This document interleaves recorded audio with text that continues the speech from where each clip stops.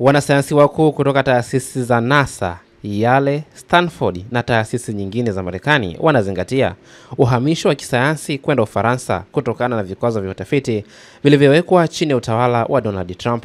Chuo kikuu cha Aix-Marseille kimezindua mpango wa euro milioni 15 unaoitwa Safe Place for Science ili kuwahamishia utafiti katika nyanja kama vile sayansi ya hali ya hewa, magonjwa ya mlipuko na unajimu.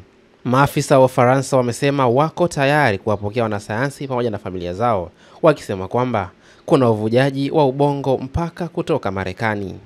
Chuo kikuu cha Aix-Marseille kinasema kwamba kimeshaanza kushirikiana kwa karibu na serikali ya kanda na chumba cha biashara na viwanda cha Ufaransa ili kusaidia kuwasili kwa wanasayansi hawa na familia zao katika kanda hiyo, likiwapa msaada wa ajira, makazi, upatikanaji wa shule, usafiri pamoja na visa.